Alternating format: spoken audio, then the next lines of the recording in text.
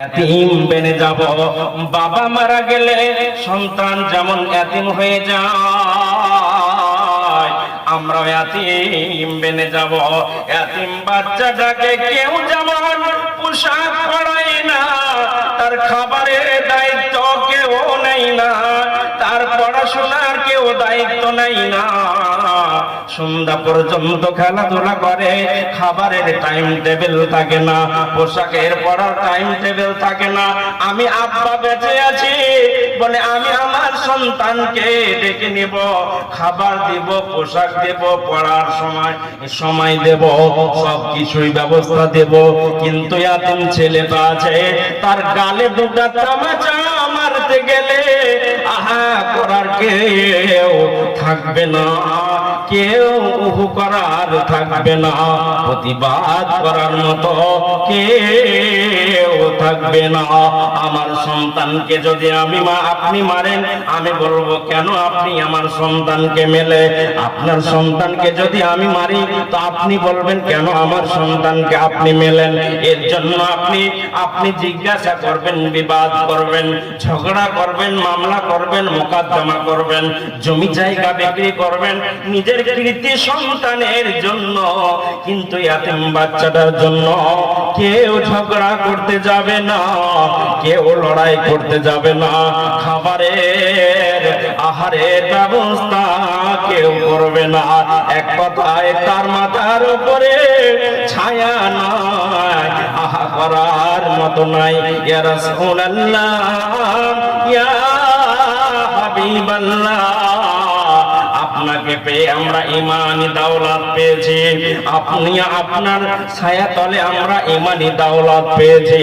আপনি আমাদের ছেড়ে চলে যাবেন, লা সাহারা বেনে যাব, আমরা এতিম বেনে যাব। শুধু তাই নয়, মসলা মাসাইল আপনাকে আমরা জিজ্ঞাসা করতাম, ফতোয়া ফারায়েদ আপনাকে আমরা জিজ্ঞাসা করতাম, প্রয়োজন যখন লাগতো আপনাকে আমরা জিজ্ঞাসা করতাম। আপনি থাকবেন না, কাকে আমরা জিজ্ঞাসা করব? নবীজি বলছেন, ওরে আমার সাথী সঙ্গীরা, শুধু আমি কেন, পৃথিবীর বুকে যত নবী রাসূল এসেছে, উম্মাহ এসেছে, রবের যখন ডাক হয়েছে, সে ডাকে সাড়া দিয়ে তাদেরকে চলে যেতে হয়েছে। অতএব মালিকের দরবার থেকে আমার ডাক এসেছে, আমাকে তোমাদেরও ছেড়ে চলে যেতে হবে। আমার বন্ধু আমাকে ডেকেছে, সে ডাকে আমাকে সাড়া দিয়ে চলে যেতে হবে। অতএব সাথী সঙ্গীরা, আমার ছাত্ররা, উম্মতে মুহাম্মাদিরা, তোমরা কে এতিম আমি বানিয়ে গেলাম না, লা সাহারা বানিয়ে গেলাম না। তোমাদের জন্য আমি দুটি কিতাব দিয়ে গেলাম, যতদিন পর্যন্ত এই দুটি কিতাবকে তোমরা ধারণ করে থাকবে, ততদিন পর্যন্ত তোমরা গুমরাহ হবে না, পথভ্রষ্ট হবে না, লাঞ্ছিত হবে না, অপমানিত হবে না। এক কথায় আল্লাহর নবী তিনি বলছেন, তারাক্তু ফীকুম আমরাইনে লান তাজিল্লু মা তামাসসাকতুম বিহিমা কিতাবাল্লাহি ওয়া সুন্নাতা রাসূলিহি। আমি তোমাদের জন্য কিতাব দিয়ে গেলাম আল কোরআন এবং হাদিস দিয়ে গেলাম তোমাদের জন্য। এই দুটি কিতাবকে মজবুত করে তোমরা আঁকড়ে ধরে থাকবে, তোমরা এটাকে নিজের জীবনে বাস্তবায়ন করবে, ভালো করে জীবন যাপন করবে, তোমরা ইজ্জতের সঙ্গে থাকবে, সম্মানের সঙ্গে থাকবে, কেউ তোমাদের অসম্মান করতে পারবে না। জি, তার মানে নবীজি নিজের জীবনের শেষ লগ্নে বলছেন যে আমি তোমাদের দুটি গাইড বুক দিয়ে গেলাম, দুটি গাইড বুক দিয়ে গেলাম, একটার নাম কোরআন আর একটার নাম হাদিস। এই দুটি কিতাবকে যদি তোমরা পড়াশোনা করো, তাহলে তোমরা পরীক্ষায় দুনিয়াতেও পাস করে যাবে, কবরেও তোমরা পাস করে যাবে, পরকালেও তোমরা পাস করে যাবে। দুনিয়াতে তোমাদের বেঁচে থাকাকালীন অনেক পরীক্ষা আসবে। যেমন এখন একটা পরীক্ষা আমাদের সামনে এসেছে। কি পরীক্ষাটা বলেন তো? জি জি, এসআইআর। আপনাদের হয়তো গায়ে লাগবে, নাম আমি বলবো না,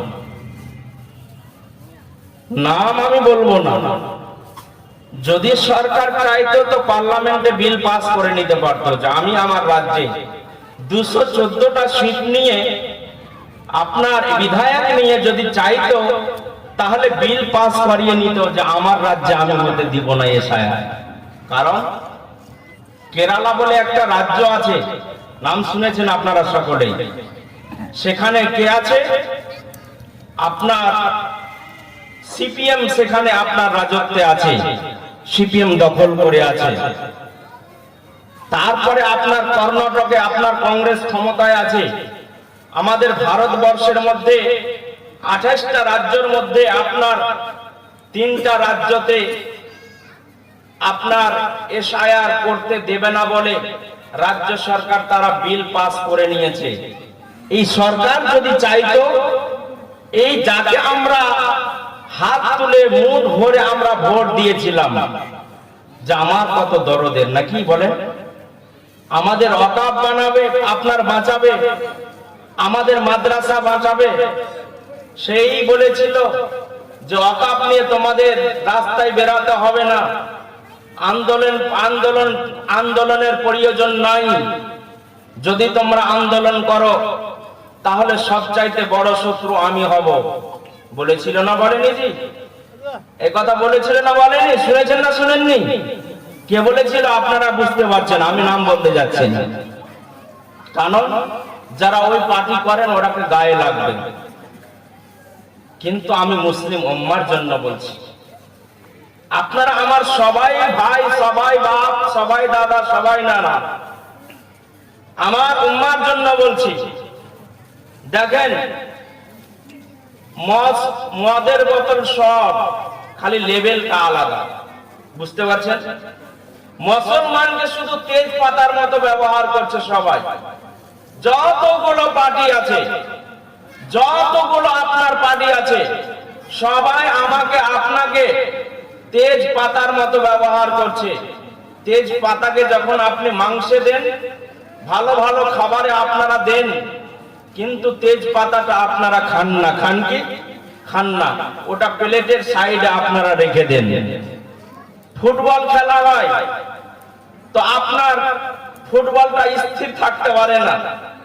ফুটবলটা কি একটা প্লেয়ারই নিয়ে থাকে না? আমার কাছে আসবে তো আমি একটা লাত মারবো, মাওলানার কাছে যাবে তো মাওলানাও একটা লাত মারবে, ওই মাশায়েখের কাছে যাবে তো উনিও নিজের প্লেয়ারকে দিবে। তার মানে লাত খেতে খেতে ওর জীবন শেষ। বুঝতে পারছেন? পশ্চিম বাংলার মধ্যে যদি কয়েকটা মুসলিম পার্টি দাঁড়াচ্ছে, যদি এরা এক জায়গায় দাঁড়িয়ে একটাই যদি পার্টি করতে ভালো হতো না? বলেন ভালো হতো না? খুব ভালো হতো। কিন্তু না, সব আপন আপন স্বার্থ আছে।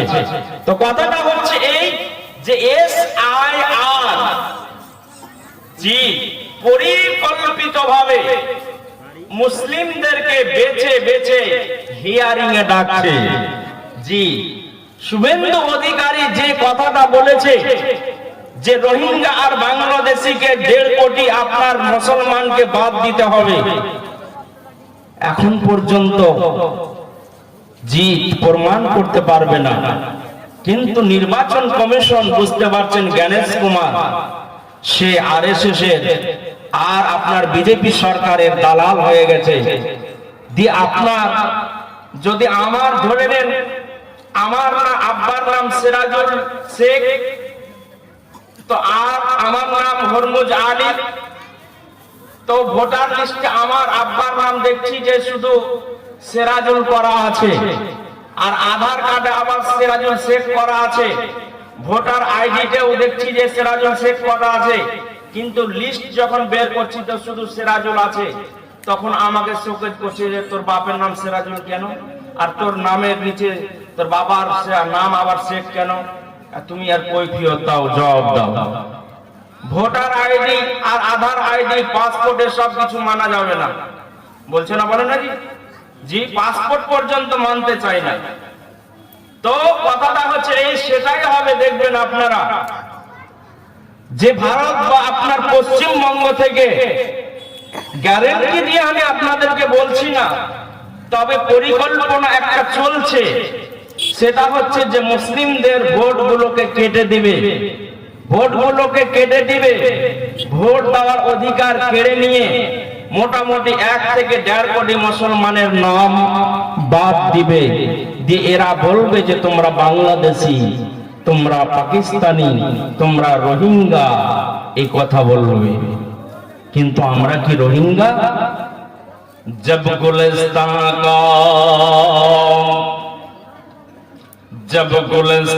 का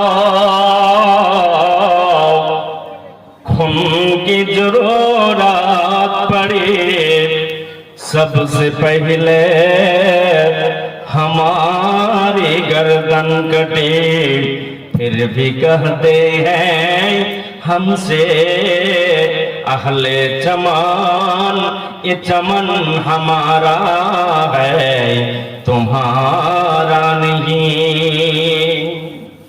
যারা বিজেপির আপনার জুতা চেটেছিল, বুঝতে পারলেন না, আপনার ইংরেজদের যারা আপনার পা চেটেছিল, তা আপনার সেই আরএসএস সংগঠনটা, তারা আজকে যে আপনার দেশভক্তি দেখাচ্ছে যে আমরা দেশের মেন নাগরিক, আর আমরাকে বিদেশি বলছে, বুঝতে পারলেন?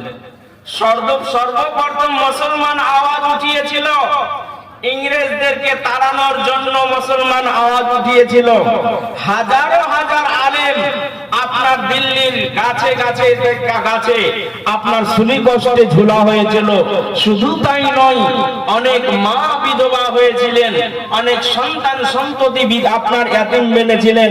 এই ভারতবর্ষকে স্বাধীনতা দিতে গিয়ে আমার বাপ দাদারা রক্ত দিয়েছেন, বলিদান দিয়েছেন। আর যেই ভারতের জন্য শিখ সম্প্রদায় বলেন, আদিবাসী বলেন, সমস্ত সম্প্রদায় বলিদান দিয়েছে, কিন্তু আরএসএস এর একটাও আপনারা গন্ধ পাবেন না। তারা আজকে আপনার আমার পরীক্ষা নিচ্ছে যে তোমরা ভারতের নাগরিক নয়, তোমরা ভারত ত্যাগ করে চলে যাও, তোমরা ভারতের জন্য ক্যান্সার, তোমরা ভারতে থাকতে পারো না, তোমরা নিজের স্বাধীনতা, তোমরা স্বাধীনতা নিয়ে জীবন যাপন করতে পারো না। পার্লামেন্টে আপনারা জানেন আর একটা বিল পাস হয়েছে, সেটা হচ্ছে এই যে ভারতে যত নাগরিক আছে, ইহুদি, খ্রিস্টান, জৈন, বৌদ্ধ, মুসলমান, হিন্দু, যত নাগরিক আছে সবাইকে বন্দে মাতারাম বলতে হবে। শুনেছেন না শুনেননি? কথা বলেন, শুনেছেন না শুনেননি? আচ্ছা, বন্দে মাতারাম কোন মানুষ যদি বলে, তাহলে আর ঈমান থাকবে? জি, আর ঈমান, নামাজ কবুল হবে? বন্দে মাতারাম মানে কি? আল্লাহ বলছেন ওয়াকাযা রাব্বুকা আল্লা তা'বুদু ইল্লা ইয়াহু ওয়া বিল ওয়ালিদাইনি ইহসানা। পৃথিবীতে উপাসনা যার চলবে, যার ইবাদত চলবে, যার পূজা চলবে, তিনি হলেন আল্লাহ, তাছাড়া কারো পূজা করা চলবে না। বন্দে মাতারাম মানে হলো, তবে আমাদের দেশের জামাতায়ে উলামায়ে হিন্দের আরশাদ মাদানী বলেন, আরো কয়েকজন আলেম উনারা বলেছেন যে আমাদের গলার ওপর দিয়ে যদি ছুরি চলে যায়, তারপরেও আমরা বন্দে মাতারাম বলবো না। আপনারা বলবেন? জি বলবেন? বন্দে মাতারাম বললে আপনার ঈমান থাকবে না।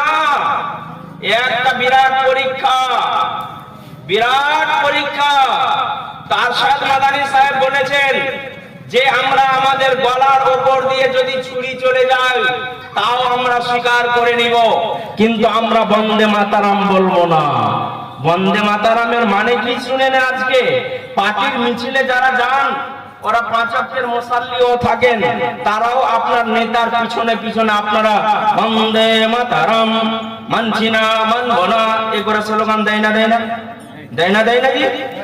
বন্দে মাতারাম মানে হলো দেশের বন্দনা করে, দেশের পূজা করে, এ মাটির পূজা করে।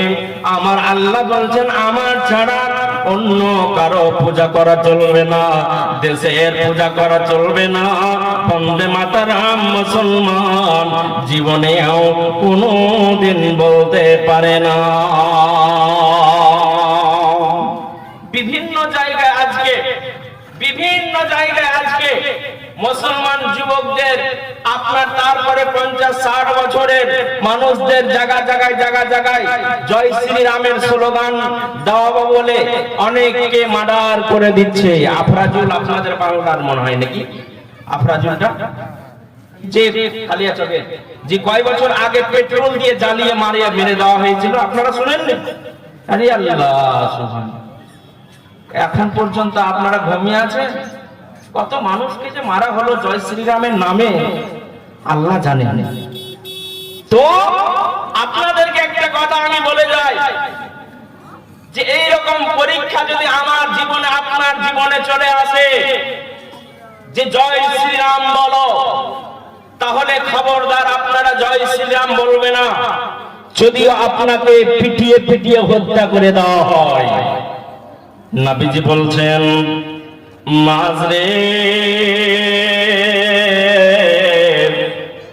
খবরদার খবরদার কুতিলতা আও হরিকতা, তোমাকে যদি মার্ডার করে দাও হয়, পিস পিস যদি বানিয়ে দাও হয়, তোমাকে যদি হত্যা করে দাও হয়, তোমাকে যদি জ্বালিয়ে দাও হয়, তারপরেও তুমি আল্লাহর সঙ্গে কাউকে শরীক করবে না। কাকে বলছেন? নবীজি মুআজকে বলছেন, মুআজ খবরদার খবরদার, শিরকের মতো গুনাহ জীবনেও কোনোদিন করবে না, যদিও তোমাকে মার্ডার করে দেওয়া হয়। তো যদি এইরকম পরীক্ষা আমার আপনার সামনে আসে যে জয় শ্রীরাম বল, না হলে তোকে মার্ডার করে দেব, পিটিয়ে হত্যা করে দেব, আমি আপনাদেরকে বলে যাচ্ছি, যদি আপনি জয় শ্রীরাম না বলেন আর যদি আল্লাহ হযরতে বেলালের মতো যদি আহাদ আহাদ আপনি বলেন, তাহলে আপনার জন্য জান্নাত অনিবার্য হয়ে যাবে, আপনার জন্য জান্নাত খোলা থাকবে। অতএব সেই সময় আপনি বলবেন, প্রতিবাদ করে তারা যেমন বলছে আপনিও বলবেন যে আমাকে মার্ডার করে দাও, আমাকে হত্যা করে দাও, শেষ করে দাও, তারপরেও আমি জয় শ্রীরাম বলতে পারবো না। আহাদ আল্লাহকে আমি অন্তরে জায়গা দিয়েছি, ফেবিকুইক আঠাতে আমার গাথা আল্লাহ পড়ে গেছে, মুহাম্মদকে অন্তরে আমি জায়গা দিয়েছি, সেই মুহাম্মদকে আমি ত্যাগ করতে পারবো না। লা ইলাহা ইল্লাল্লাহ মুহাম্মাদুর রাসূলুল্লাহ, লা ইলাহা ইল্লাল্লাহ ওয়াহদাহু লা শারীকা লাহু, লাহুল মুলকু ওয়া লাহুল হামদ, এই বলে আপনারা উচ্চারণ জোরে জোরে করবেন।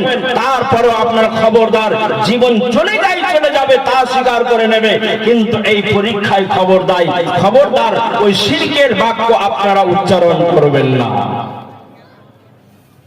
সম্মানিত সুধী সমাজ, আমার একটা সহিহ বুখারীর একটা হাদিস আমার মনে পড়ে গেল, সহিহ বুখারীর একটা হাদিস আমার মনে পড়ে গেল। আল্লাহর নবী বিশ্ব নবী জনাবে মুহাম্মদুর রাসূলুল্লাহ জোরে বলুন সাল্লাল্লাহু আলাইহি ওয়াসাল্লাম, তিনি বলছেন, আশাদ্দুন নাস বালাআল আম্বিয়া সুম্মাল আমসাল ফাল আমসাল ইবতালার রাজুলু আলা হাসবি দীনিহি। নবীজি বলছেন, সেই বুখারীতে হাদিসটা আছে যে আল্লাহর নবী তিনি বলতে চাইছেন যে সব চাইতে যারাকে বেশি পরীক্ষা করা হয়েছে তিনারা কে? নবীজি বলছেন বালা আল আম্বিয়া, সবচাইতে যিনারাকে বেশি পরীক্ষা করা হয়েছে তিনারা হলেন নবী এবং রাসূল। তিনারা কে? নবী এবং রাসূল, আমাকে আপনাকে তো তেলে জ্বালিয়ে পুড়িয়ে দেওয়া হয়নি, লোহার চিরুনি দিয়ে আমার মাথার চুল যেমন আঁচড়ান ওই রকম করে তো আমার আর শরীরটাকে লোহার চিরুনি দিয়ে চিরা হয়নি। জি, আমাকে আপনাকে পিস পিস তো বানা হয়নি এখন পর্যন্ত। এইরকম করা হয়েছে। নবীজি বলছেন যে সবচাইতে বেশি পরীক্ষার সম্মুখীন হতে হয়েছে নবী এবং রাসূলগণকে, তারপরে সাহাবায়ে কিরামগণকে, তারপরে তাবা তাবেঈনকে, তারপরে ওলি আউলিয়াকে। আপনি নিজেকে ভাগ্যবান মনে করুন। কি মনে করুন? নবীজি বলছেন আদ-দুনিয়া সিজনুল মুমিনিন ওয়াল জান্নাতু লিল কাফির। মুমিনদের জন্য দুনিয়াটা কয়েদখানা বানিয়ে দেওয়া হয়েছে, জেলখানা বানিয়ে দেওয়া হয়েছে। জেলের আসামি যেমন আপনার প্রাচীর থেকে বেরোতে পারে না, স্বাধীনতার জীবন যাপন করতে পারে না, নিজের মাকে বাবাকে স্ত্রীকে যেমন মুখ দেখাতে পাই না, গল্প গুজব করতে পারে না, পিঞ্জরার মধ্যে সে ঢুকে থাকে, সে ঠিক মতো খাবার পায় না, পোশাক ঠিক মতো পায় না। আমার নবী বলছেন আদ-দুনিয়া সিজনুল মুমিনিন ওয়াল জান্নাতু লিল কাফির। মুমিনদের জন্য দুনিয়াটাকে জেলখানা বানিয়ে দেওয়া হয়েছে। এরা স্বাধীনতার জীবন যাপন করতে পারে না, এরা প্রবৃত্তির পূজা করে চলতে পারে না, খেয়াল খুশি যে আপনার জীবন যাপন করতে পারে না। মুমিন কোনদিন নামাজ ত্যাগ করতে পারে না, আপনার অন্যায় ভাবে কাউকে মার্ডার করতে পারে না। মুমিন কোনদিন আপনার কিনা সুদের কারবার, লটারির কারবার, এগুলো জীবনে কোনদিন করতে পারে না। সাবধানতা অবলম্বন করে করে নিজের জীবন যাপন করবে। বড় আপনার কিনা সতর্কতা অবলম্বন করে করে নিজের জীবনটা পরিচালিত করবে, শয়তানের পতঙ্গ অনুসরণ করবে না। এক কথায় মুমিনের জিন্দেগি বড় কষ্টের হবে, বড় কঠিন হবে। তাই আমার নবী বলছেন মুমিনদের জন্য দুনিয়াটাকে জেলখানা বানিয়ে দেওয়া হয়েছে এবং কাফেরদের জন্য স্বর্গ বানিয়ে দেওয়া হয়েছে। ওরা 3 তলা 4 তলা বিল্ডিং বানাবে, এসি বাড়ি বানাবে, এসি গাড়ি নিবে, আপনার জমি জায়গা বিঘার বিঘা আপনার ক্রয় করবে, বড় বড় ব্যবসা করবে। কাফের যারা বেঈমান জিনিস অন্যায় ভাবে তারা উপার্জন করবে, আল্লাহকে গুরুত্ব দেবে না, পাত্তা দেবে না। মুমিন কোনদিন বলবে না মাবুদ আমি তোমার কাছে 5 বার নামাজ পড়ে কিন্তু আমি আমার পরিবারকে নিয়ে সুখে খেতে পাই না, 3 টাইমের মধ্যে 2 টাইম খাবার পাই, 3 টাইম পাই না, এ বলে মুমিন কোনদিন অভিযোগ করবে না। মুমিন কোনদিন মাবুদের কাছে এই বলে অভিযোগ করবে না, মাবুদ রে আমার বাড়ির পাশে যেই লোকটা সুদের কারবার করে সেই লোকটা 3 তলা বিল্ডিং হয়ে গেল, 50 তলা বিল্ডিং বেনে গেল। মাবুদ কি অপরাধ করলাম, কি ভুল করলাম যে আমি 3 টাইম খাবার খেতে পাই না, আমার সন্তানের জন্য সুন্দর সুন্দর পোশাক দিতে পারি না। এই বলে মুমিন কোনদিন অভিযোগ করবে না, যাতে যে হালাতে রাখবে সেই হালাতে সন্তুষ্ট থেকে যাবে। আমার আল্লাহ বলছেন ফাজকুরনি আযকুরকুম ওয়াশকুরুনি ওয়ালা তাকফুরুন। কাউকে মাস্টার বানালাম, কাউকে ইঞ্জিনিয়ার বানালাম, কাউকে প্রফেসর বানালাম, কাউকে পাইলট বানালাম, কাউকে আপনার রিক্সা চালক বানালাম, কাউকে অন্ধ বানালাম, কাউকে হাফেজ বানালাম, কাউকে জমিদার বানালাম, কাউকে কোনো টাকাই দিলাম না, কাউকে ভিখারি বানালাম। ওরে আদমের বেটা বিজিরা, যাকে যেমন হালাতে রাখলাম, আমার আদালতে এসে তোমরা এই বলিও না, মাবুদ রে তুমি কেন আমাকে অন্ধ বানালে, কেন আমাকে গরিব বানালে, কেন আমার পা নাই, কেন আমার হাত নাই, কেন আমার কান নাই, কেন আমার জমি নাই, এ বলে তোমরা জীবনে কোনোদিন অভিযোগ করতে জীবনেও কোনোদিন যেও না। আজ করনি, আজ করো কম, অস্করণে ওয়ালা তাকফুরুন। যাকে যে হালাতে রাখলাম, যে অবস্থায় রাখলাম, তাতে তোমরা সন্তুষ্ট হয়ে যাও, তাতে তোমরা রাজি হয়ে যাও। খবরদার বলিও না সেই লোকটা কোটি টাকার মালিক বেনে গেল, সেই এসি রুমে থাকে, আমার বাড়িতে আপনার কিনা ইলেকট্রিক নাই। কত গরিব মানুষ, একটা ফ্যান ঘুরছে না মাবুদ, এই কথা বলে খবরদার তুমি অভিযোগ করিও না। বলছিলাম জি পরীক্ষা, আপনাকে পরীক্ষা করবে। মুমিনদের জন্য আপনার দুনিয়াটা পরীক্ষা। সাবধানতা অবলম্বন করে করে জীবন যাপন করবে। একজন নবীর ইতিহাস আপনাকে এবার আমি শোনাই, তারপরে আমি একবার কোরআন থেকে ইতিহাসটা আপনাদেরকে শোনাবো। সেই ইতিহাসটাকে নবীজি বলছেন সবচাইতে বেশি যাকে পরীক্ষা, যারাকে বেশি পরীক্ষা করা হয়েছে তিনারা হলেন নবী এবং রাসূল। একজন নবীর নাম বলি, আপনাকে পরীক্ষাটা আপনাকে দেখাই যে কত বড় পরীক্ষা। সেই পরীক্ষা তো আমার সামনে আপনার সামনে আসেনি, তারপরে আমরা বেচैन হয়ে যাই, আল্লাহর কাছে অভাব অভিযোগ আমরা করেই বসি যে আল্লাহ তুমি আমাকে 10 বছর থেকে বিছানায় ফেলে রেখেছো, আমার আর সহ্য হয় না, তুমি আমার মরণ নিয়ে নাও। বলি না জি, জি বলি না অনেকে বলি, এই কথা আমরা বলি, কিন্তু বলাটা ঠিক নয়। তো কথাটা হচ্ছে এই যে আমি যে নবীটার নাম বলছি সেই নবীটার নাম হচ্ছে হযরতে ইব্রাহিম আলাইহিস সালাতু ওয়াস সালাম। জি হযরতে ইব্রাহিম আলাইহিস সালাতু ওয়াস সালাম, ইনাকে জীবনে আল্লাহ পাক সুবহানাহু ওয়া তাআলা তাফসীরের মধ্যে লিখছে যে জীবনে 104 বার পরীক্ষা করেছিলেন। কতবার? জি জীবনে কতবার? 104 বার পরীক্ষা করেছিলেন। আপনার জীবনে কতবার পরীক্ষা এসেছে আপনি একবার ক্যালকুলেশন করবেন। ইব্রাহিমকে 104 বার পরীক্ষা করা হলো, প্রত্যেকটা পরীক্ষায় উত্তীর্ণ, প্রত্যেকটা পরীক্ষায় ভালো রেজাল্ট, হাই রেজাল্ট। কি তার মধ্যে একটা পরীক্ষা আপনাদেরকে বলি, কি পরীক্ষাটা? তার আগে ছোট্ট করে আপনাদের একটা উদাহরণ দিয়ে দিই।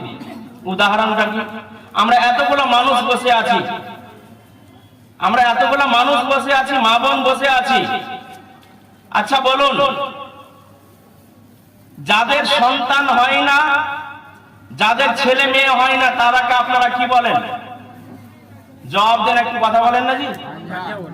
বাঁঝা বলেন তো না কি বলেন? আচ্ছা বাঁঝা বলেন। আচ্ছা নামগুলো আপনারা লিখাতে থাকেন এখানে।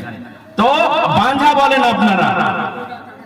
সন্তানটা লোক সন্তান হয় না বলে তাকে আপনারা বাঁঝা বলেন। আর যার সন্তান হয় সেই লোকটা আনন্দিত হয়, তার মন প্রাণ জুড়িয়ে যায়, মিষ্টি বিতরণ করে, ভোজ ভান্ডার করে, ফেসবুক, হোয়াটসঅ্যাপ, মেসেঞ্জার সব কিছুতেই ছেড়ে দেয়। ছাড়ে না জি। আবার যার বেশি টাকার গরম আছে, ও আর গরু কেটে আকিকা করে। জি, গরু কেটে, তো গরু কেটে আকিকা হবে না যত আপনার টাকার গরম থাক। নবীজি যা সুন্নাত দিয়ে গেছে, আপনার যদি ছেলে হয় তাহলে দুটো আপনি খাসি অথবা পাটি বকরি জবাই করেন 7 দিনের মাথায়, এটাই নবীর সুন্নাত। গরু মহিষ জবাই করতে হবে ওটা হাদিসে লেখা নেই। আপনার ভুল সিদ্ধান্ত, ভুল সিদ্ধান্ত। মেয়ে যদি হয় তাহলে একটা ছাগল আপনার নারী অথবা পুরুষ হয় খাসি দিতে পারেন অথবা আপনার পাঠি বকরি আপনি দিতে পারেন, এটাই সুন্নাতি তারিকা। আর যদি আপনি আর টাকার গরম আছে বলে আপনি দুটা গাভী জবাই করে গ্রামের মানুষকে আপনি খাওয়ালেন, আকিকা করলেন, ওটা আকিকা হবে না, হবে না, হবে না। ওটা ভোজ ভান্ডার করেই হবে, ভোজ ভান্ডার করে হবে। এত আনন্দ আপনাদের হয় যে গরু কেটে ভোজ ভান্ডার করে। তো আমি বলছিলাম, যেই লোকটার সন্তান হয় না তার ঘুম হয় না, কারণ মানুষ তাকে ব্যঙ্গ করে, উপহাস করে, ঠাট্টা করে, বিদ্রুপ করে, বাঁধা বলে ডাকে, এমনকি আবার বাড়াবাড়ি করে বন্ধু বান্ধব আবার বলে। জি, যারা কাছের বন্ধু তারা আবার বলে, আপনার আবার খারাপ মাইন্ডে নিয়েন না। কি কথাটা বলে যে হবে তোর 10 বছর বিয়া করা হয়ে গেল, 15 বছর বিয়া করা হয়ে গেল, তোর মাঝে বল নেই না, কি ভাড়া করতে হবে নাকি? বলে না, বলে না? কাছের বন্ধু বলতে গেলে এই কথা বলে। নাউযুবিল্লাহি মিন যালিক। সন্তানের মালিক কে? সন্ততির মালিক কে বলেন তো? কে বলেন? জোরে বলেন কে? আল্লাহ। অতএব আপনি যে এই ভাষা বললেন যে ভাড়া করতে হবে নাকি, কমরে বললেই নাকি, তো আপনি তার অন্তরে আঘাত দিলেন। ওই লোকটা যদি আল্লাহর আদালতে মামলা মোকদ্দমা করে দেয়, কারণ মানুষের হক আপনি নষ্ট করেছেন, মানুষকে ব্যথা দিয়েছেন। আমি যদি আপনাকে গালে দুটা তামাচা লাগিয়ে দিই, তাহলে আমি যতই নামাজ পড়ি আর আপনি যদি মাফ না করেন, তাহলে আমি জান্নাত যেতে পারবো না। বুঝতে পারলেন? আমি কষ্টদায়ক কথা যদি আপনাকে সালা বলে গাল দিয়ে, হারামজাদা আর কিছু ভাষা বলে, যে ভাষাতে আপনি দুঃখ কষ্ট পেলেন, আপনি যদি আমাকে মাফ না করেন, তাহলে আমি যদি 50 বার 100 বার যদি হজ করি আর 5 ওয়াক্তের মুসাল্লি হই, তাহাজ্জুদ গুজার হই, তারপরেও আমি জান্নাত যেতে পারবো না। প্রাচীর সৃষ্টি হয়ে যাবে, কারণ আমার অন্তরে আপনি ব্যথা দিয়েছেন, আপনার অন্তরে আমি ব্যথা দিয়েছি। আর কোন মানুষ সারা জীবন যদি আপনার নামাজ না পড়ে, তাহলে আল্লাহ ইচ্ছা করলে ওই লোকটাকে ক্ষমা করে দিতে পারে। বুঝতে পারলেন কথা? জি, কোন মানুষ যদি সারা জীবন নামাজ না পড়ে, তাহলে মাবুদের ইচ্ছা হলে সেই লোকটাকে ক্ষমা করে দিতে পারে। কিন্তু আপনার গালে দুটা তামাচা আমি মারলাম, আপনি কষ্ট পেলেন, এটা আল্লাহ ক্ষমা করতে পারবেন না, এটা ক্ষমা করতে পারবেন না। তো লোকটাকে আপনি বললেন যে কাপুরুষ, ভাড়া করতে হবে, এই লোকটা আপনার আল্লাহর আদালতে মামলা মোকদ্দমা করে দিল, আপনার জান্নাত যাওয়ার জন্য প্রাচীর তৈরি হয়ে গেল। বুঝতে পারলেন? এবার বলি আপনাদেরকে, হযরত ইব্রাহিম আলাইহিস সালাতু সালাম কত বছর সন্তান পাননি? আপনারা শুনেছেন কত বছর? জি, 85-86 বছর পর্যন্ত সন্তানের মুখ দেখতে পাননি। তাহলে মনটা বুঝতে পারছেন কি অবস্থা হবে? জি, তারপরেও আল্লাহকে বলেননি, আল্লাহ তুমি এতদিন ধরে আমাকে সন্তান দাও না কেন? লোকে এই বলছে, ওই বলছে, এই কথা লয়। আল্লাহকে বলছেন, আল্লাহ মাবুদ রে,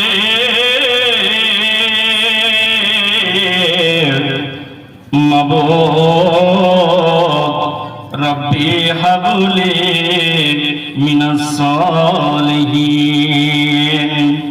হে আল্লাহ, তুমি আমাকে একটা নেক সন্তান দাও, চরিত্রবান সন্তান দাও, ইমানদার সন্তান দাও, কুলাঙ্গার সন্তান তুমি আমাকে দিও না। যে সন্তানটা দেবে 5 ওয়াক্তের জন্য মুসাল্লি হয়, নামাজি হয়, পরহেজগার হয়, আল্লাহ ওয়ালা হয়। রব্বি হাবলি মিনাস সালিহিন। মাবুদ চরিত্রবান সন্তান তুমি আমাকে দান করো, কুলাঙ্গার সন্তান তুমি আমাকে দান করিও না। জেনে রাখবেন, আপেলের গাছ থেকে আপেল হবে, লেবুর গাছ থেকে লেবু হবে, কাঁঠালের গাছ থেকে কাঁঠাল হবে। আপনি যদি ইমানদার হন, আপনার সন্তান ইমানদার হবে। আপনার অর্ধাঙ্গিনী যদি ইমানদারনি হয়, আপনার মেয়ে ছেলে ইমানদারনি হবে। আর আপনি যদি মদখোর হন, আপনার বেটাও মদখোর হবে। আপনি যদি লটারিখোর হন, আপনার সন্তানও লটারিখোর হবে। আপনি যদি লম্পট হন, চোর হন, তাহলে আপনার সন্তানও চোর লম্পট হবে। জীবনেও চরিত্রবান সন্তানের আশা জীবনেও করা যাবে না। একটি কথা আমার মনে পড়ে গেল নবীজি। কি কথা? ডিজিটাল জামানাতে কি করছে জানেন? আজকাল স্ত্রীর সঙ্গে বেশি, আল্লাহ রাব্বুল আলামিন তিনি বলেছেন, ইন্নাল্লাহা লা ইস্তাহি মিনাল হক, সত্য কথা বলতে কোনো লজ্জা করিও না। অতএব একটু গভীরের কথা বলতে আমাকে হচ্ছেই, কিন্তু আপনারা লজ্জা মনে করবেন না, খারাপ মনে নেবেন না। এখানে অনেকে বাপতুল্য লোক বসে আছেন, মাতুল্য লোক বসে আছেন, বন্ধুল্য লোক বসে আছেন, কিন্তু আমাকে কথাটা বলতে আমার বিবেক ধাক্কা দিচ্ছে। কি জানেন? সে কথাটা হচ্ছে এই যে আজ বর্তমান ডিজিটাল জামানে, নবসভ্যতার জামানাতে যুবক ছেলেরা ড্রাগ পান করে বিবির সঙ্গে সহবাস করে, মেলামেশা করে। ড্রাগ বুঝেন আপনারা? ড্রাগ বুঝেন? এক জাতীয় নেশা, ইনজেকশন। এই ইনজেকশনটা কেন নাই? যে দীর্ঘক্ষণ ধরে স্ত্রীর সঙ্গে সহবাস করা যাবে, মেলামেশা করা যাবে, এর জন্য ড্রাগ নেয়। আর কি করে? মদ্যপান করে বিবির সঙ্গে মেলামেশা করে, শরাব পান করে বিবির সঙ্গে মেলামেশা করে। তাহলে বলুন তো, যেই লোকটা ড্রাগ পান করে আর শরাব পান করে, মদ্যপান করে আপনার বিবির সঙ্গে মেলামেশা করলো, ওই রাতেই যদি কোনো সন্তান চলে আসে, মনে করেন ওই রাতেই মায়ের পেটে সন্তান চলে এলো, তাহলে আচ্ছা বলুন যে ওই সন্তানটা কি আপনার আলেম, হাফেজ, মুত্তাকি, ইমানদার তৈরি হবে? আপনারাই উত্তর দেন। হবে? জি কথা বলেন, হবে? জি না, হবে না। নবীজি তিনি থিওরি দিচ্ছেন। কি থিওরি দিচ্ছেন? যেদিন তোমরা নিজের বিবির কাছে যাবে, যেদিন তোমরা নিজের বিবির কাছে যাবে, সেদিন তোমরা হালাল খাবার খাবে, হারাম খাবার খাবে না। কার থিওরি এটা? নবীর থিওরি। আর কি? নবীর থিওরি। আর কি? ঘরের মধ্যে খুশবুটা লাগিয়ে দেবে। জি, এটা নবীর সুন্নাত। ঘরের মধ্যে খুশবুটা ছড়িয়ে দিবেন। নবীজি বলছেন, তারপরে সুন্দর করে উজু করে 2 রাকাত 4 রাকাত নামাজ পড়ে মসজিদে হোক অথবা বাড়িতে হোক, 2 রাকাত 4 রাকাত নামাজ পড়ার পরে আল্লাহর কাছে 2টি হাত উত্তোলন করবে। মাবুদ ইয়া ইলাহাল আলামিন, আজকে রাতে আমি আমার অর্ধাঙ্গিনীর কাছে যাব, বিবির কাছে যাব। আজকে রাতে যদি আমার সন্তান চলে আসে, সেই সন্তান যেন আবু বকরের মতো হয়, আলীর মতো যেন হয়, উসমানের মতো যেন হয়, ফাতেমার মতো যেন হয়, উম্মে কুলসুমের মতো হয়, জাইনাবের মতো যেন হয়। এমন চরিত্রবান সন্তান সন্ততি তুমি আমাকে দান করিও। এ বলে তুমি তোমার রবের কাছে দোয়া করবে। ইব্রাহিম যেমন দোয়া করেছিলেন, রব্বি হাবলি মিনাস সালিহিন, মাবুদ রে তুমি আমাকে একটা নেক সন্তান, চরিত্রবান সন্তান, ইমানদার সন্তান তুমি আমাকে দান করবে। গুনাহগার দান করবে না, বেনামাজি দান করবে না। এই বলে নবীজি বলছেন, শিখিয়ে দিচ্ছেন। আর কি শিখিয়ে দিচ্ছেন? আর কি শিখিয়ে দিচ্ছেন? নবীর থিওরি এখন যদি আপনাদেরকে জিজ্ঞাসা করি যে স্বামী স্ত্রী সম্পর্কের সময় কি দোয়া পাঠ করতে হয় যদি জিজ্ঞাসা করা যায়, তাহলে 90টা মানুষ পারবে না। বুঝতে পারছেন? 90টা মানুষ পারবে না। আর না পারলে কি হবে? ওখানে শয়তান অংশগ্রহণ করে, ওখানে শয়তান অংশগ্রহণ করে দোয়া পাঠ না করলে। আর শয়তান অংশগ্রহণ করতে গেলে আপনার ছেলেটাও শয়তান হবে। এর জন্য আমাদের সমাজের ছেলেগুলো যত দেখবেন চুলের স্টাইল, বুঝতে পারলেন, শাহরুখ খান, সালমান খান, সঞ্জয় দত্তর মতো, ক্যাটরিনা কাইফের মতো, এদের চরিত্র, আচার আচরণ কিছুই ভালো লাগে না। দেখে মনে হয় না যে এগুলো মুসলমানের বাচ্চা, এগুলো মুসলমানের ছেলে, দেখে মনে হয়। তো আল্লাহ রাব্বুল আলামিনের কাছে যখন হযরত ইব্রাহিম আলাইহিস সালাতু ওয়াস সালাম বললেন, আল্লাহ আমাকে একটা নেক সন্তান দাও, আল্লাহ শুভ সংবাদ দিয়ে দিলেন, ইব্রাহিম তোমার একটা নেক সন্তান হবে, চরিত্রবান সন্তান হবে। ফাবাশশারনাহু বিগুলামিন হালিম, তোমার একটা নেক সন্তান আমি তোমাকে উপহার দিলাম, দান করলাম। তোমাকে একটা চরিত্রবান সন্তান আমি তোমাকে দান করলাম। দোয়া করার পরে আল্লাহ স্বয়ং খুশখবরি দিয়ে দিলেন, ফাবাশশারনাহু বিগুলামিন হালিম। জি, 87 বছরের মাথায়, সংক্ষেপে আপনাকে বলছি, 87 বছরের মাথাতে ইসমাইলের জন্ম হলো। ইসমাইলের জন্ম হলো, তো এই অবস্থায় যে জন্ম হলো, তো বাবা তো খুশি হবে। আপনারা যেমন সন্তান দেখে খুশি হন, ইসমাইল খুশি হলেন, বিবি হাজেরা আলাইহিস সালাম তিনিও খুশি হলেন, আনন্দিত হলেন। কিন্তু আল্লাহর তরফ থেকে আরেকটা মেসেজ চলে এলো, আরেকটা খবর চলে এলো। ইব্রাহিম বলে, কি আল্লাহ? বলে, যে সন্তান তোমাকে আমি দান করলাম, সে সন্তানকে নিয়ে আদর আপ্যায়ন, যত্ন, মমতা, ভালোবাসা, প্রেম প্রীতি কিছুই স্নেহ দিতে পাবে না। শুধু এটাই নয়, তুমি তোমার সন্তানকে এবং বিবি হাজেরাকে বাড়িতে রাখতে পাবে না।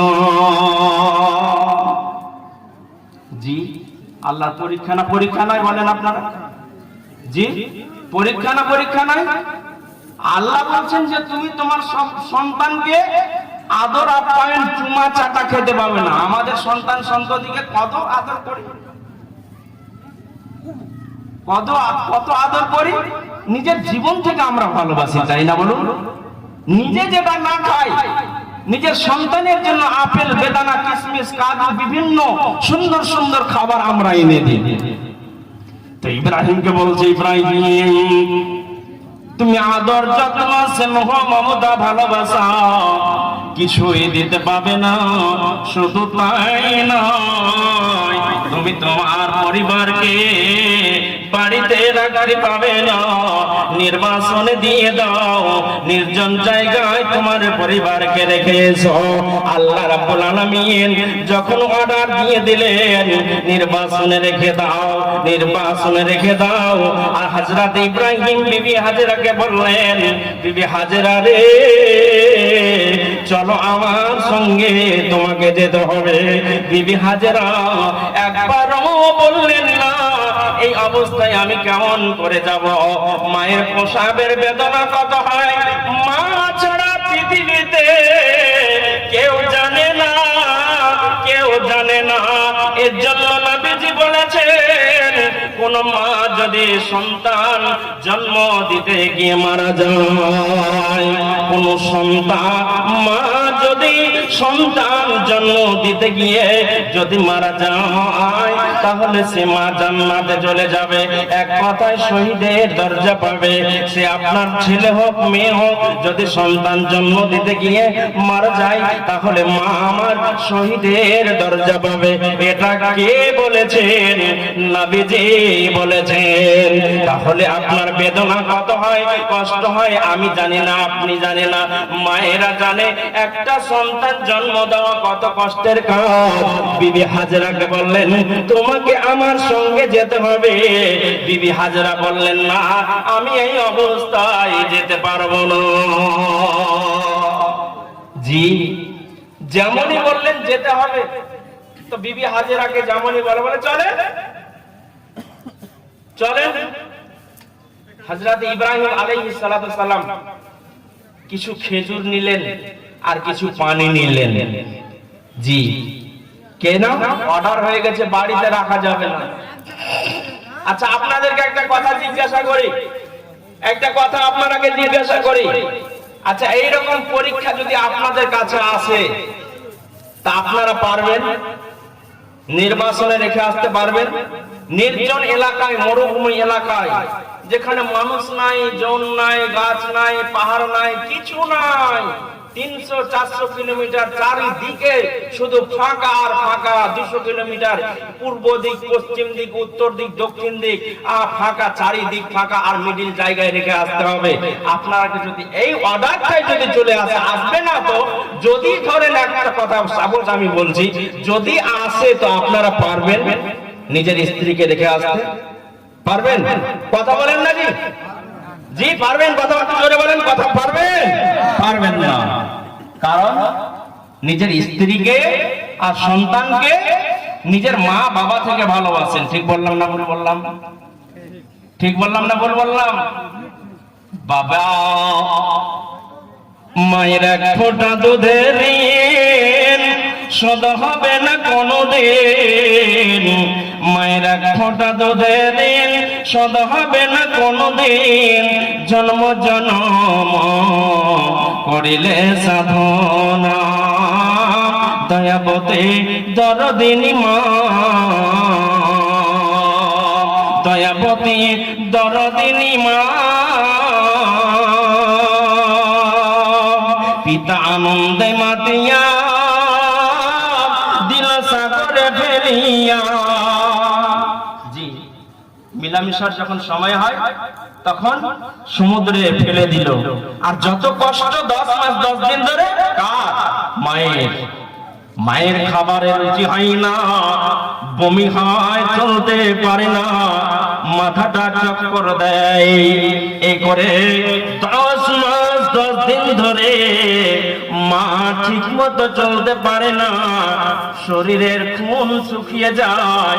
সে মায়ের জায়গা হয় গোয়াল ঘরে, আর স্ত্রীর ঘর হয় এসি রুমে, সন্তানের জায়গা হয় এসি রুমে।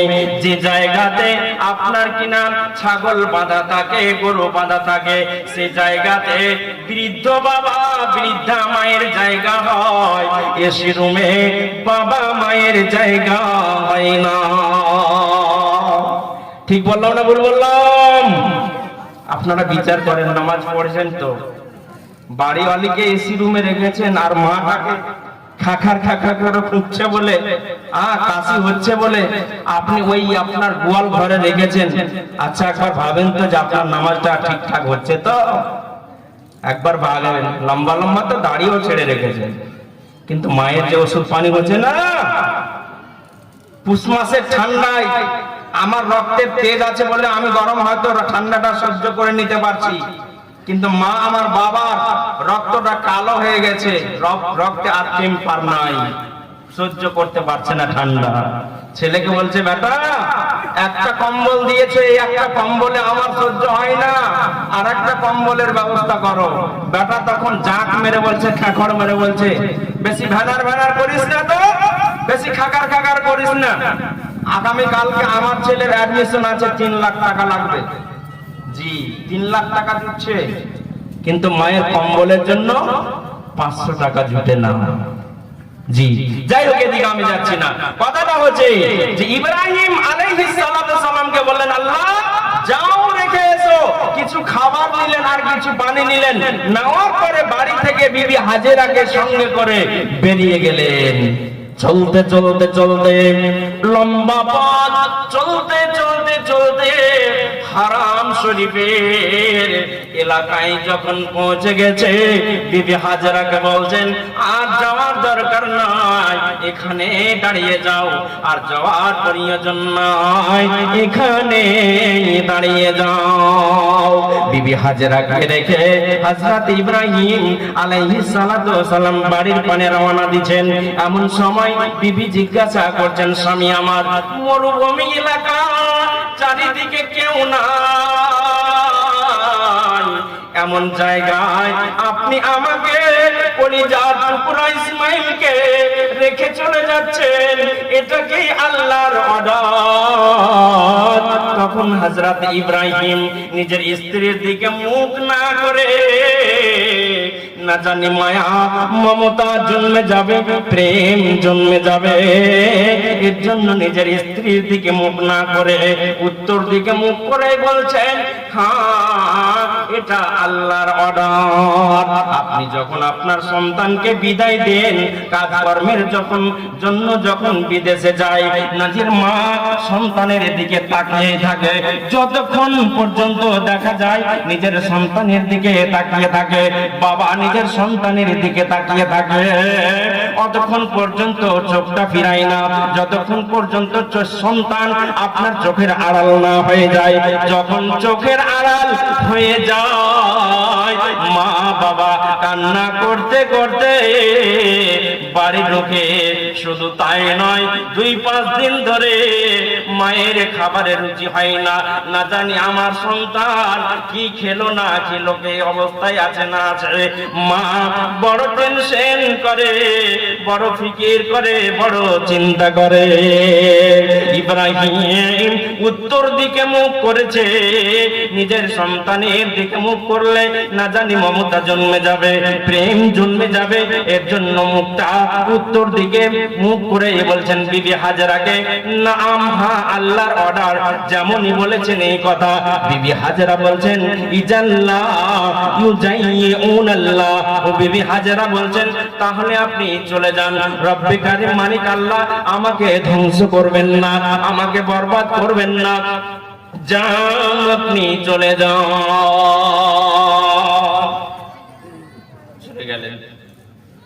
চলে গেলেন, লম্বা পথ চলছেন, আর এদিকে বিবি হাজেরা সন্তানকে নিয়ে আছেন, চারিদিক ফাঁকা আর ফাঁকা।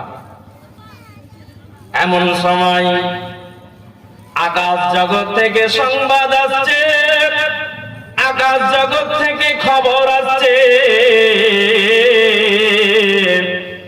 বিবি হাজেরাকে কেন্দ্র করে। বিবি হাজেরাকে জিবরিল আমিন বলছেন, বিবি হাজেরা রে, লা তাখাফু জাইআ, ইন্না হাজা বাইতুল্লাহি ইবনি হাজাল গোলাম ওয়া আবুহু। বিবি হাজেরা কোনো টেনশন করবে না, কোনো চিন্তা আপনি করবেন না। কে বলছেন? সংবাদটা কার কাছ থেকে এসেছে আপনারা বলেন? সংবাদটা কার কাছ থেকে এসেছে? আল্লাহর কাছ থেকে। আল্লাহ পাঠালেন কাকে? জিবরিলকে। বিবি হাজেরা টেনশন করবে, না জানি চিন্তা করবে, আমার তরফ থেকে তাকে খবরটা দিয়ে দাও, সংবাদটা বিবি হাজেরাকে দিয়ে দাও।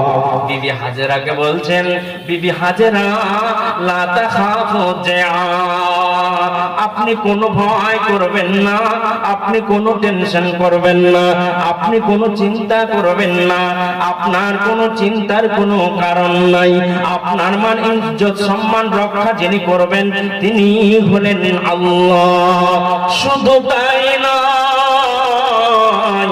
বিবি হাজেরা রে, তোমার সন্তানকে দিয়ে রব্বি কারীম মালিক আল্লাহ, রব্বি কারীম মালিক আল্লাহ তোমার সন্তানকে দিয়ে এবং তোমার স্বামীকে দিয়ে তুমি যে জায়গাটায় দাঁড়িয়ে আছো এই জায়গাতে আল্লাহ রাব্বুল আলামিন একটি ঘর নির্মাণ করবেন।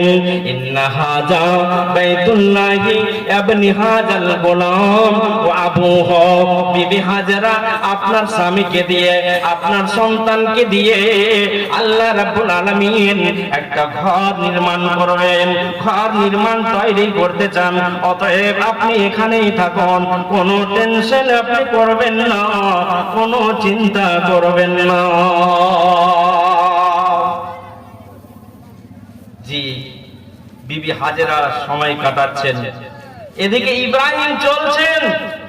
চলতে চলতে দীর্ঘ পথ, লম্বা পথ যাওয়ার পরে যখন আর বিবি হাজেরাকে দেখা যাবে না, ইসমাইলকে যখন দেখা যাবে না, আপনার যখন পাহাড়ের কোলে চলে গেছেন, জি কোথায়, পাহাড়ের কিনারায় যখন চলে গেছেন, কয়েকশো কিলোমিটার যাওয়ার পরে পাহাড়ের কিনারায় যখন পৌঁছে গেছেন, তখন মাবুদের কাছে দুটি হাত উত্তোলন করেছেন। জি, আল্লাহর কাছে হাত উত্তোলন করেছেন। এটা আমার ভাষা নয়, কোরআনের ভাষা। কি বলছি আপনাকে শুনেন। ইব্রাহিম কি বলছেন, আল্লাহ কোরআনে সেই কথাটা উল্লেখ করে দিয়েছেন। আল্লাহ কোরআনে সেই কথাটা উল্লেখ করে দিয়েছেন। জি, ইব্রাহিম কি বলছেন, ইব্রাহিম বলছেন রব্বানা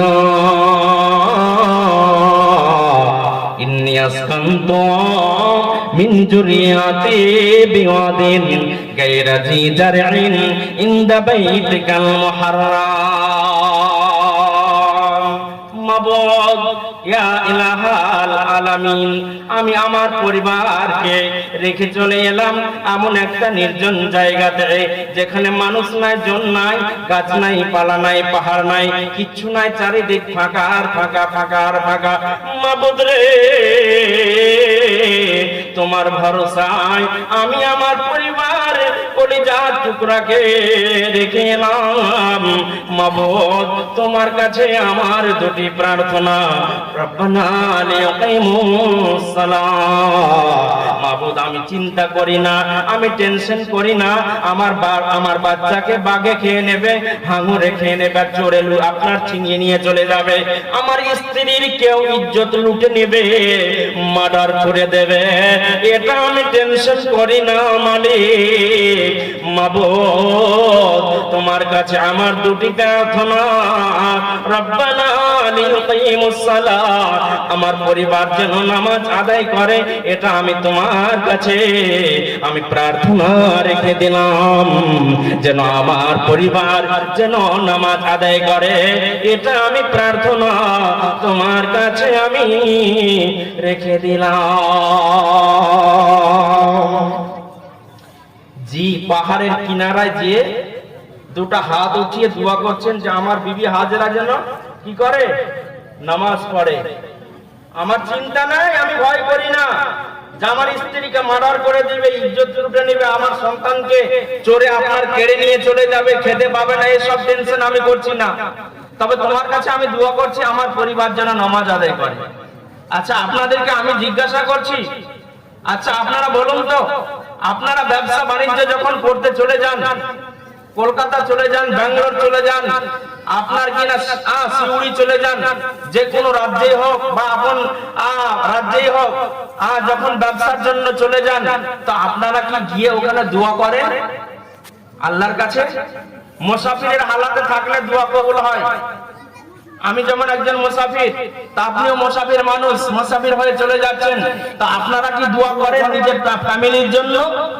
আল্লাহ, আমার তো 3টা মেয়ে আছে, 2টো ছেলে আছে, স্ত্রী আছে, আল্লাহ আমি দোয়া করছি, আমি তো বাড়ি থাকাকালীন নামাজ মোটামুটি পড়ছিল, তো আমি আবার বাইরে চলে এসেছি, তারা অনেকটাই স্বাধীনতা পেয়ে গেছে, নামাজ ঠিকঠাক পড়ছে কিনা, তো আল্লাহ আমার পরিবার যেন নামাজ আদায় করে, নামাজ পড়ে, এটা বলে আপনারা কি দোয়া করেন?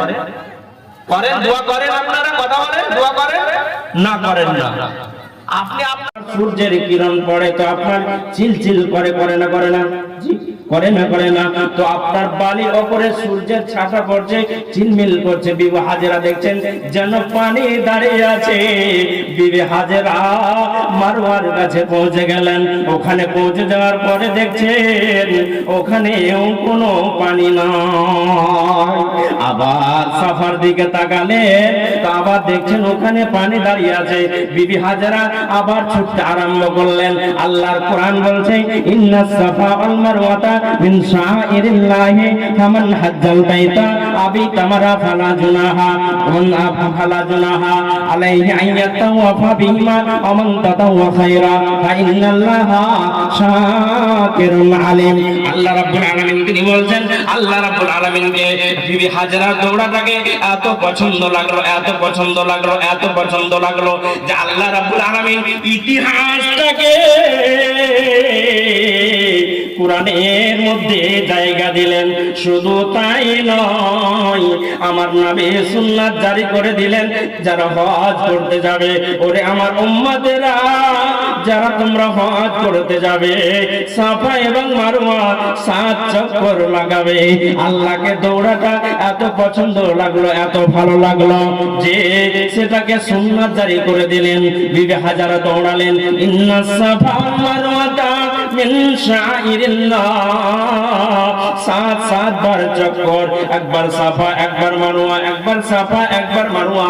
মহিলা মানুষ হয়ে এত লম্বা দৌড়ালেন, তারপরেও পানি পাওয়া গেল না।